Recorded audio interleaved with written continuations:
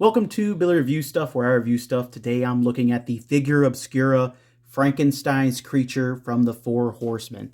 This was exciting for me. I love the Halloween drops for Figura Obscura. It's always my favorite because I love the spooky stuff. I love the scary things.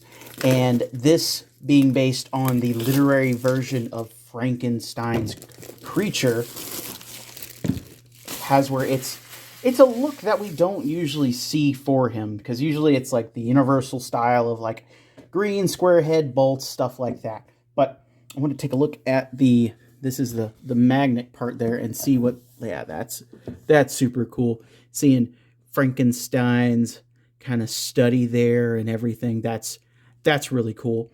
Let's see the figure here. And yeah, this box art is fantastic from Nate Barch. Everything on here is hand drawn by him, and it's, when I first saw it, I was like, look at them cheeks. But there's just tons of little Easter eggs and just handwritten stuff all over the box that I've been. This is so cool. Like, it's just old school Galvanist kind of crazy things, just like as frogs, like, oh, he pulls this, does that. That's super cool. Oh snap, oh no. And just a ton of that, and it's wonderful. That's super neat. But the figure itself looks awesome in the package, and all the accessories. I called it on the table. I did think it was going to be a 2-pack that came with like a bunch of parts and a table, and then like the main figure is going to be like a Victor Frankenstein. But I do have to say, I much prefer the single figure with the accessories as opposed to a 2-pack. And it's kind of like, I'm not saying it would be mid, I'm just saying it would be like, I want the creature more than I want the doctor. Just saying. I got more sympathy for him. But let me go ahead and get him out of the package. Now, one of the cool things is with Figura Obscuras in the past, they've had pack-in little booklets that have been like, tossed into like whatever your shipping box is. This is actually inside the package there, and it's a wonderful little booklet that has where it talks about Mary Shelley, the first release of Frankenstein in 1818, a little bit about her, and various chapters from the literature there with different illustrations by Nate Barch. And this is really neat. It has where it more is the stuff that pertains to the creature itself, or his self, and it's an awesome little read there. I love things like this that come with Figura Obscura, or any figure for that matter. It's a neat little bonus. It's a fun little read. It's just, I love it all. It's so neat. Look at that. So cool. But the figure itself. Okay, let's see if I can get him out of here in one go. He looks so good. I like the wash that they have on the yellow skin there. He's everything from the book. Because like right now, part of a book layer, and we are listening and reading the original 1818 text of Frankenstein, and right now we're on volume 1, and it just got the part where he has brought life to the creature, and just goes over how he built him so immaculate, so perfectly, and how his skin yellowed and his white teeth were accented by those black lips and those milky eyes. It's right on with how it's described in the book. I love it. I like the feel of the pants, all right, the material on there. I'm digging the coat, and I love how it's just different pieces, done up like different pieces stitched together, possibly by him, and just painted differently for different fabrics and stuff. That's super cool. Put you off to the side real quick, because the main thing I'm going to go over right now is these accessories and putting them together, because we got like I wanted to go over the assembly of some of the accessories real quick because I have seen people accidentally break a few of these, if only because they are so detailed that you kind of don't. A lot of the stuff looks like it moves, but it doesn't. So the embalming table, or the table that's given life to on there, it only has where it ratchets right here, and I would definitely hold it close and thumb it when you do it. It's got flat. You could tilt it forward. A couple different clicks there, so far back, and it goes the other way too. Good stuff, great stuff there. It'll go into the base like so. You can turn it on the base if you wanted to. You don't really need to, but that's there. Big strap up top.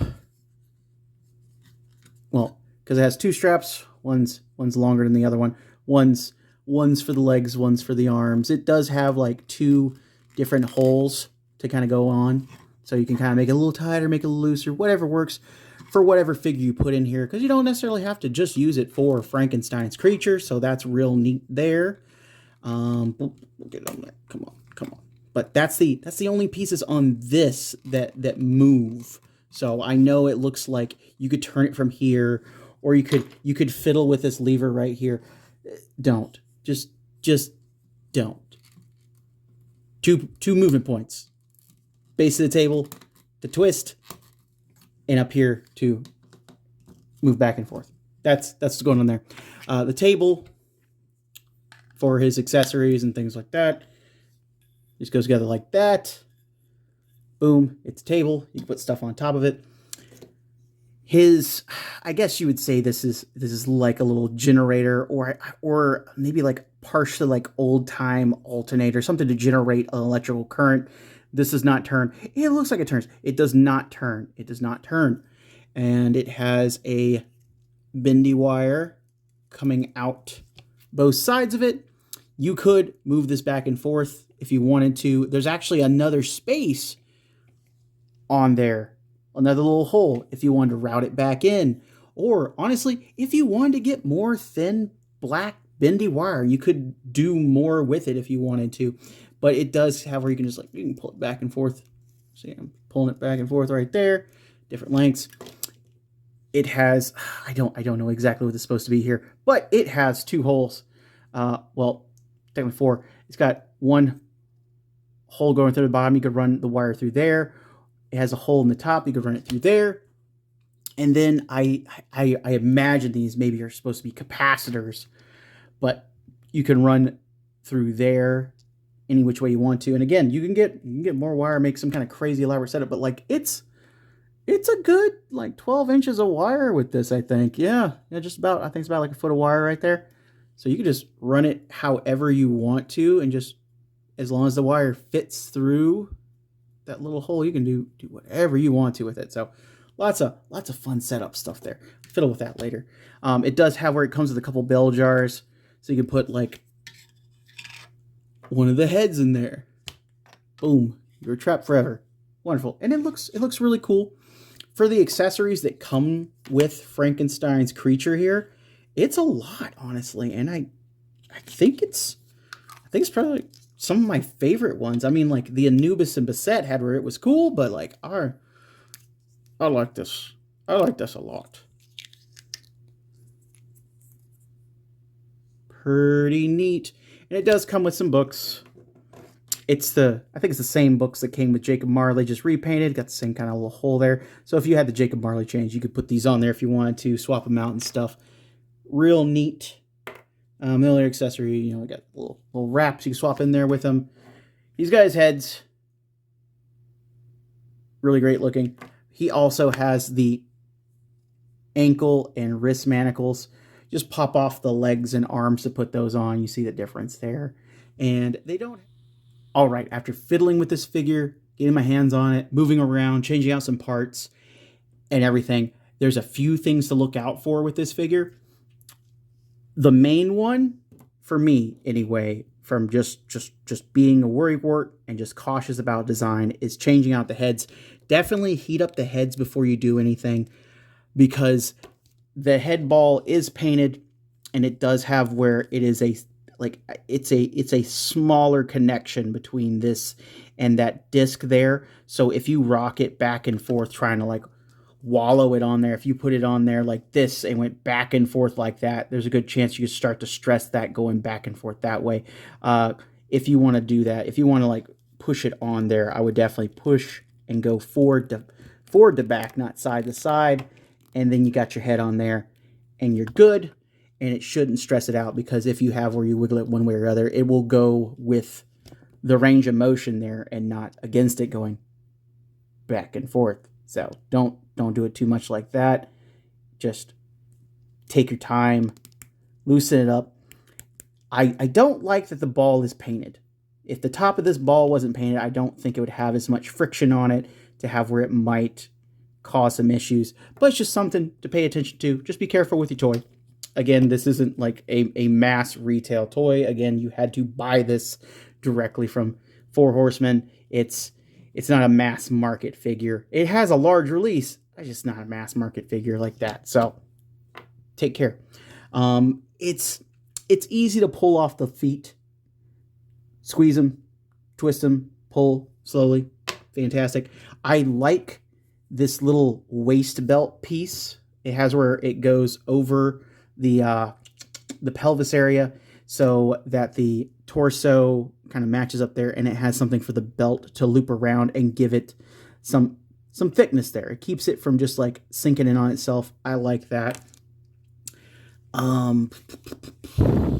The fabric piece here, at first it looked like it was the one from the Red Death, but obviously this figure has where it is in fact an elongated 1.0 figure. It's not brute scale. It has where it's still like a 1.0 scale, but elongated. I love that all of these parts are new. So all the stitched kind of stapled parts, all new. The upper thighs, I thought they were going to be the same as the ones on like Anubis, but in fact they're not. Again, that's also elongated. So that's cool. I'm stoked about that. Also, again, that wrap is not the one that comes with Red Death, though it is patterned very similarly. So very similar. So you could, if you had were like, depending on what color release this has for retail version, because come on, we're going to get a retail version of this figure. Depending on the color of that release, you could just make a, like, elongated Red Death. That would be pretty cool to me.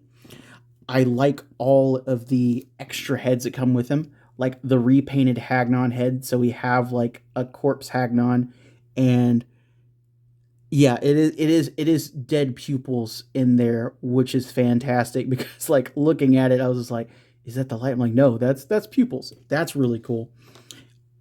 The heads, like the angry creature head, like being rejected by his creator. The probably just coming alive, or just stoically looking at his jerk dad is really well done. I like how all of it looks. The long-haired version's really good. Mine needs like a little glue on the back here, just a little bit, because it has where it sticks out just a little bit. Get behind that ear a little bit more, and it sits. I think that's how it's supposed to sit. It's supposed to like flying out. So I could fix that. No big deal. But I just love the look. I've seen people peel this off and put it on other heads now. I know underneath it, it's not a flat round head like the other ones that have where you see like the cuts for matching up to the sculpt to put it on there. So it'll have cuts in his head if you want to peel that off. But maybe you could like fill that in, repaint it, something like that, to your heart's content. And he does only come with the 2 sets of hands, but I think that's way better than just 1 set of hands. Like the creature could use fists, but I don't think it's a necessity there. I like that he has the reaching hands, the grasping hands there, the item holding hands. So he could hold a torch. He could hold onto a sledge if you made one. Sledges and like the sleds is what they're referred to in the book as a sledge. And I'm like, why is it called sled? Not sledge and not sled. That's what works with him. The body, I just love all of the sculpt work in the body. Like you have that like this. I don't know if this would be from a split from electricity or from a wound or what, because you would think if it had where it was from all of the seams of where he's put them together, he would staple this together, he would sew this up. I think that's just from the electricity going through his body to give him life. I mean, that's just like a shattering there. Either way, it's really neat. Like the thought that went into all of the sculpt on this body is amazing. Eric Treadway is a master of his craft. There's no doubt about it. If you got a problem with that, fight me. I don't care. He's got a belly button. Look at that. That's just so cool to me. This is wonderful. It has great art. Has the great articulation that like these figures always do, and still have where they match up with the sculpt work. You know, go so far all the way around, twist at the elbow, hinge at the elbow. Has like a tad bit more than a 90 there. Twist the wrist, hinges, ball joint at the waist, hinges at the leg, well, hinges at the hip there, twist at the hip, hinges at the knee, not quite a 90, hinges at the ankle, rocker at the ankle. It has everything that I need to pose for a scary monster picture or have it on my shelf done up. It's what I wanted. I'm so glad this came in time for the beginning of October. I know some people may have where their stuff is delayed. I know with the storm that just happened, there's a lot of stuff on the East Coast that has where it's either delayed or lost right now. So if there's any shipping issues, I would have where I kind of take it with a grain of salt, because there's a lot of people who lost a lot of stuff right now. And it's hard to whine about toys when there's other people suffering. So take that with a grain of salt if you haven't got yours yet. It'll get there when it gets there, and it'll be great when you get it. But let's move on to comparisons. Here's Frankenstein's creature with Skeleton Legion Builder 2, Veteran William, the Red Death, the Gill Man, and NECA Frankenstein from Universal. Do I think you need to pick up Figura Obscura's Frankenstein's creature? Yes. If you missed out on him during the pre-order, find him at a convention. If you can't get him at a convention, get him when the retailer version comes out. Do I think you need to pay more than $70 for him? That's a little up to you, but I'm going to say I wouldn't pay more than the retail price for him or the 4 Horsemen price for him. He is great, but I wouldn't break the bank trying to get one after the fact. Definitely get him direct, whether it's from the 4 Horsemen or from retail. He has a ton of great accessories. He has a ton of great paint work and sculpt work to him.